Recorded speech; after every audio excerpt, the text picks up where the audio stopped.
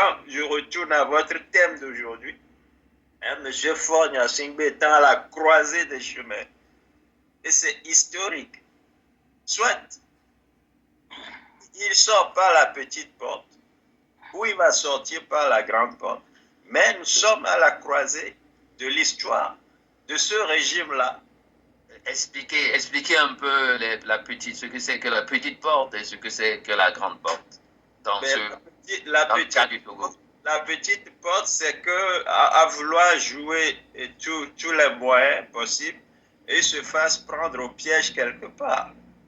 Vous voyez, aujourd'hui, le Togo est avec la Russie, on est avec les États-Unis ou l'OTAN, on est avec la France, on ne veut pas être dans la CEDEAO, mais on est toujours de la CEDEAO, on négocie avec les terroristes, on fait des trafics d'armes, mais on se dit démocrate. Tout cela pourra prendre au piège celui qui est en train de poser les pièges. Et c'est la petite porte qui risque de quelle négociation parlez-vous?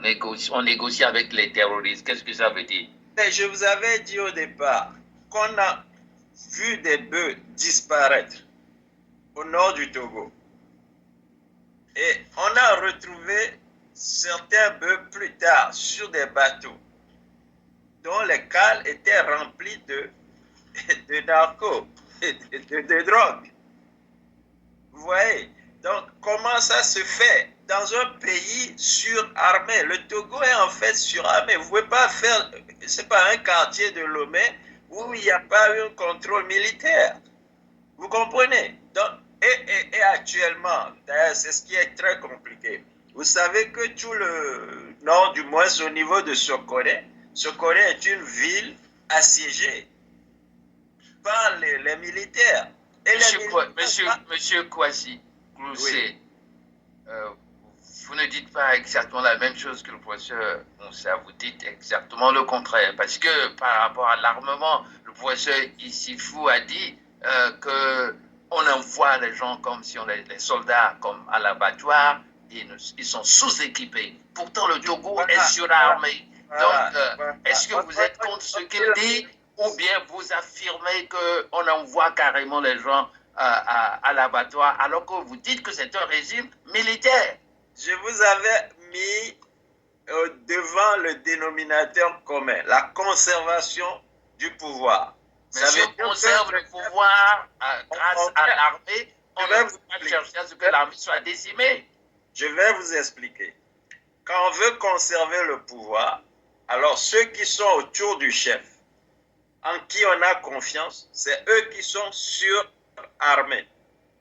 Les autres que nous on appelle chez nous les ouya-ouya, les pauvres enfants qui viennent de se faire rentrer dans l'armée, etc., mais c'est eux qu'on envoie au front. Vous avez vu, entre-temps, sur les réseaux sociaux, des photos. Les enfants qu'on allait tuer à Kwekakandi, là, c'est des enfants qui ont à peine 20 ans.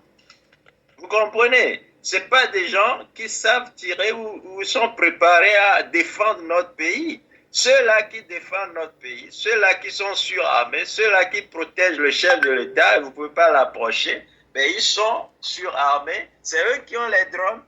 Donc le Togo qui a des drones, vous imaginez, le Togo qui a des hélicos, hein, qui peuvent tirer des missiles, qui peuvent tirer sur des gens depuis les airs, n'arrive pas à avoir des colonnes de motos avec des terroristes dessus qui viennent tirer sur nos camps militaires. C'est incroyable.